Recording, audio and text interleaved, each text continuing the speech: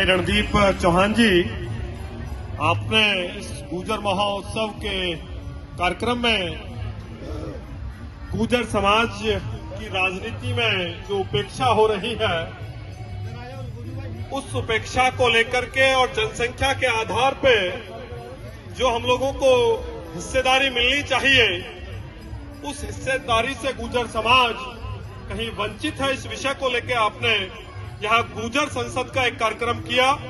गुर्जर संसद के कार्यक्रम में उपस्थित आदरणीय बड़े भाई साहब मुखिया गुर्जर जी, हापुड़ से चलकर के आए भाई पवन गुर्जर जी, समस्त सम्मानित मंच और मेरे सम्मुख बैठे हुए देश के कोने कोने से आए गुर्जर समाज के तमाम वो सरदारी, सभी को मेरा राम राम, नमस्कार, जय हिंद, सादर प्रणाम।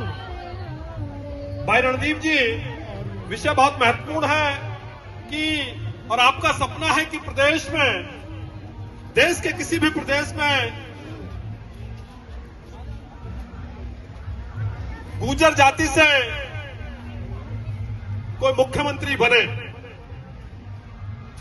मैं कल भी यहां से बोल रहा था कि आगामी समय में, आगामी जो समय है वो आप लोगों का है, आपकी कम्युनिटी का है, आपकी जाति का है। क्योंकि अगर 20 वर्ष पूर्व की बात करूं तो सरकारी नौकरियों में भी गुर्जरों की संख्या बहुत कम थी, लेकिन आज शिक्षा की बदौलत और शिक्षा की ताकत पे समाज लगातार आगे बढ़ता जा रहा है। हम देखते थे कि थाने चौकियों में भी सिपाही नहीं मिलते थे, आज थाने चौकियों में कई सब इंस्पेक्टर और इंस्पेक्टर और सिपाही तो 10, 12, 15 मिल जाते हैं। वहीं IAS, IPS भी वो जो हम लोगों की एक जनसंख्या उसके आधार पर नहीं बन रहे हैं, लेकिन एक IAS, IPS और PCS भी हमारे समाज से निकल करके समाज का नाम रोशन कर रहे हैं।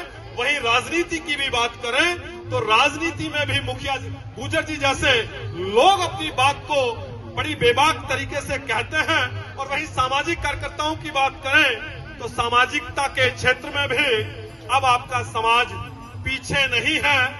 मुझे अपने मुख से नहीं कहना चाहिए, इस आधुनिकता की अंधी दौड़ में जब देश के तमाम सब लोग लूट रहे हो, लूट की बात कर रहे हो और भ्रष्टाचार जैसी व्यवस्था में शामिल हो, वहीं आपके समाज का एक लाल और उसमें तमाम वो सामाजिक प्रयोद्धा भ्रष्टाचार मुक्त भारत का निर्माण कर रहे हैं और अन्ना हजारे जैसे लोगों के साथ मिलकर के समाज को एक नई दिशा देने का काम कर रहे हैं। तो आज आपके समाज में आपके समाज के लोगों की जो विचारधारा है वो आगे बढ़ रही है। और आदरणीय मुखिया जी, एक बार लगभग 4 वर्ष पूर्व आपके साथ एक बात कही थी और पुनः आज फिर दोहराता हूं। इस मंच पे हमारे बीच भाई राजेंद्र लोहिया जी बुलंदशहर से हैं, आपका भी बहुत बहुत स्वागत।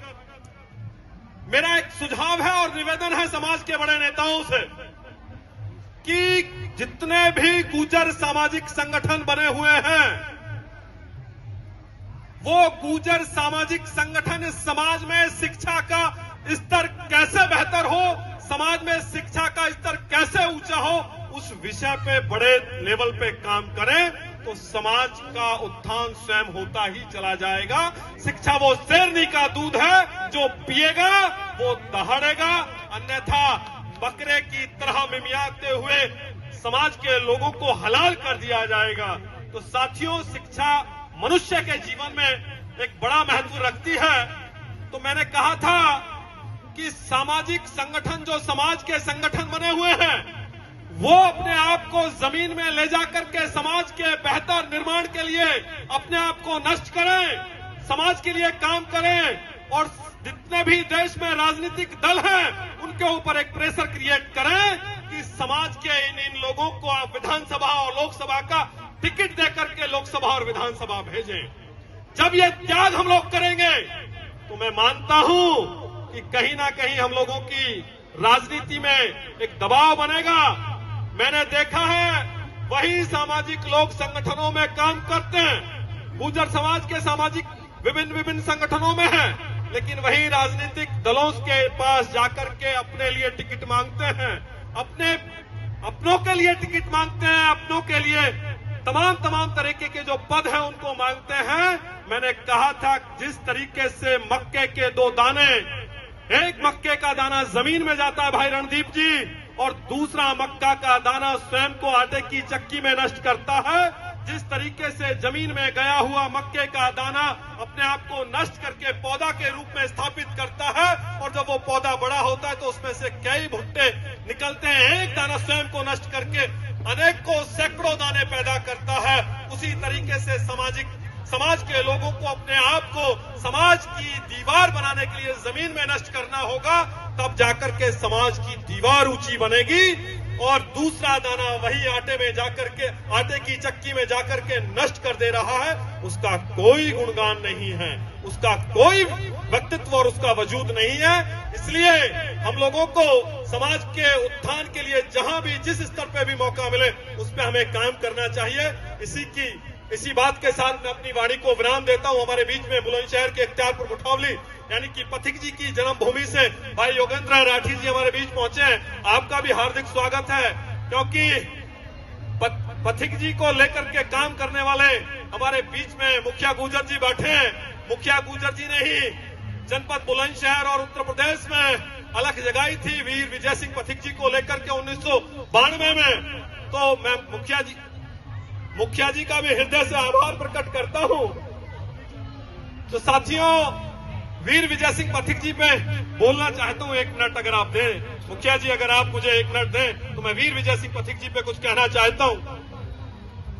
साथियों, अभी मैं एक मंच से बोल रहा था, वहां एक स्लोगन था कि जहां ऐसा कुछ था, जहां झगड़े बड़े वहां गुजर खड़े, ऐसा कुछ था। हाँ, तो मैंने उसको थोड़ा सा शुद्ध करने का, नहीं मैं रणदीप जी, मैंने उसको शुद्ध किया, वो मुझे अभी कंफर्म नहीं है। मैंने कहा जहां मैटर बढ़े वहां गुजर खड़े, जहां मैटर बढ़े वहां गुजर खड़े। तो मैंने कहा कि ये गुजरों का इतिहास सिर्फ मैटर आज का बड़ा नहीं है। 1857 की क्रांति में कोतवाल धन सिंह गुर्जर जी ने अपने आप को बलिदान करके क्रांति का आगाज मेरठ की पावन धरा से किया। वही देश की आजादी के लिए वीर विजय सिंह पथिक जी ने 1915 का लाहौर षड्यंत्र केस, जिसके वो मुख्य आरोपी थे, और उनके ऊपर उस समय ब्रिटिश सरकार ने 15,000 रुपए का इनाम रखा था, और चंद्रशेखर आजाद जी के ऊपर 5,000 रुपए का इनाम था। दुर्भाग्य देखिए कि वीर विजय सिंह पथिक को आज भी गूगल करेंगे तो गुमनामी क्रांतिकारी के नाम से उनको जाना जाता है, लेकिन मुखिया गुर्जर जैसे क्रांतिकारियों ने उनकी पहचान को आगे बढ़ाने का काम किया। मैं आपका हृदय से आभार प्रकट करता हूं। साथियों, वीर विजय सिंह पथिक वो शख्सियत हैं जिन्होंने महात्मा गांधी से पहले 1916 में 1915 में लाहौर षड्यंत्र केस हुआ, 1916 में बिजौलिया किसान आंदोलन को अहिंसा के मार्ग पे लेकर के सफल बनाया। ब्रिटिश संसद तक उस आंदोलन की आवाज गूंजी, और ब्रिटिश संसद बिजौलिया किसान आंदोलन जो पथिक जी के नेतृत्व में चल रहा था उसके सामने झुकी, और ब्रिटिश सरकार के द्वारा जो किसानों के ऊपर 84 टैक्स लगाए गए थे उनसे मुक्ति दिलाई। जब चंपारण आंदोलन की तैयारी महात्मा गांधी के नेतृत्व में महाराष्ट्र के वर्धा में चल रही थी, तो उसके लिए मीटिंग महात्मा गांधी ने बुलाई, और महात्मा गांधी जी वर्धा में परिचय कर रहे थे, सब क्रांतिकारियों का परिचय चल रहा था।